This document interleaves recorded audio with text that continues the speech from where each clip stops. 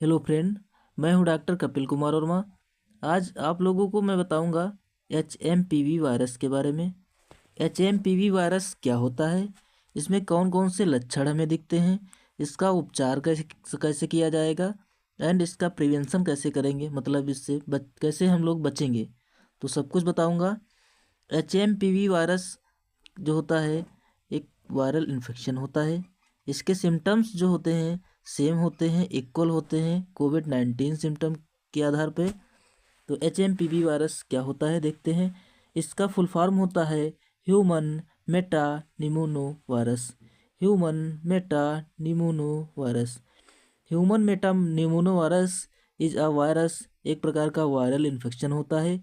Usually causes symptoms similar to common cold, जिसमें सामान्यतः सर्दी जुखाम वाले सिम्टम्स नज़र आते हैं। It often causes upper respiratory tract infection, इसमें अपर रिस्पायरेटरी ट्रैक में इन्फेक्शन होता है। एंड अब देखते हैं हिंदी में HMPV क्या होता है। सबसे पहले इसकी शुरुआत जो हुई है चाइना से हुई है। यह हमारे देश भारत में भी फैल रहा है। चीन में तेज़ी से फैल रहा HMPV का भारत में तीसरा केस। 8 महीने की बच्ची संक्रमित हुई है।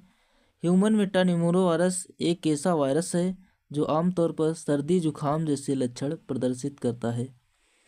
यदि आपको खांसी या घरघराहट हो सकती है, नाक बह सकती है या गले में खराश हो सकती है। ज़्यादातर मामले हल्के होते हैं, लेकिन छोटे बच्चे जो 5 साल के नीचे या 65 ईयर के ऊपर जो ओल्ड पर्सन है, जिनमें प्रतिरक्षा तंत्र कमज़ोर होता है, उन लोगों में ज़्यादा खतरा रहता है। तो माइक्रोस्कोप से अगर हम देखेंगे तो कुछ इस तरीके का HMPV वायरस दिखता है। अब देखते हैं सिम्टम्स क्या क्या नज़र आते हैं। सिम्टम्स रनी अथवा स्टफी नोज, कफ, खांसी आएगी, शॉर्टनेस ऑफ ब्रीथ, सांस लेने में तकलीफ होगी,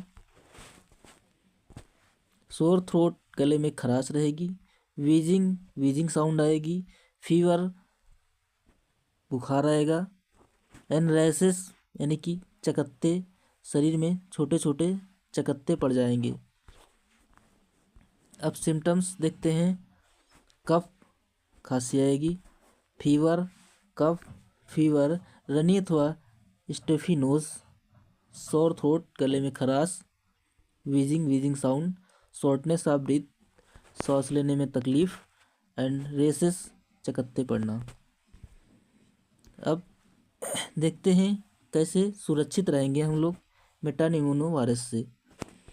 ह्यूमन मेटानिमोनो वायरस से HMPV से कैसे सुरक्षित रहेंगे। HMPV को रोकने के लिए अभी कोई वैक्सीन नहीं है। इसके संक्रमण के जोखिम को कम करने के लिए हमें इन उपायों को अपना सकते हैं। हाथों को साबुन और पानी से धोते रहें। एल्कोहल आधारित हैंड सैनिटाइजर का उपयोग करें। श्वसन संबंधी लक्षण वाले लोगों से दूर रहें, जैसे अस्थमा, COPD का जो मरीज है उससे हम काफ़ी दूरी बनाकर रखें। बार बार छुए जाने वाली सतहों को साफ करते रहें। फर्श एवं फ्लोर को साफ करते रहें। मेज़ को साफ करते रहें। टेबल को साफ करते रहें। संक्रमण फैलने वाले फ्लू के मौसम के दौरान मास्क पहने, मास्क का प्रयोग करते रहें। अब लास्ट में देखते हैं मैनेजमेंट कैसे करेंगे, मतलब ट्रीटमेंट कैसे करते हैं। तो सबसे पहले सेकेंडरी इन्फेक्शन को रोकने के लिए एंटीबायोटिक थेरेपी दी जाती है। एंटीबायोटिक थेरेपी डॉक्टर चूज़ करते हैं कौन सी एंटीबायोटिक का उपयोग करेंगे, एंटीबायोटिक थेरेपी देते हैं। इसके अलावा ऑक्सीजन थेरेपी देखते हैं, ऑक्सीजन थेरेपी दी जाती है। सांस लेने में तकलीफ़ हुई तो पेशेंट को ऑक्सीजन थेरेपी देते हैं। If you having a heart breathing, सांस लेने में ज़्यादा तकलीफ होती है, ये प्रोवाइडर में भी give extra oxygen through a tube, एक ट्यूब के द्वारा ऑक्सीजन दी जाती है जिसमें मास्क लगा होता है, मास्क ऑन योर फेस। इसके अलावा IV फ्लूइड थेरेपी दी जाती है। अगर पेशेंट डिहाइड्रेट हो गया है तो IV फ्लूइड थेरेपी दी जाती है। Fluid delivered direct when can you hydrate, ये तब तक दी जाती है जब तक पेशेंट हाइड्रेट ना हो जाए।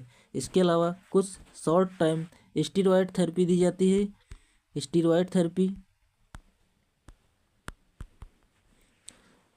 तो थैंक्स फॉर वॉचिंग।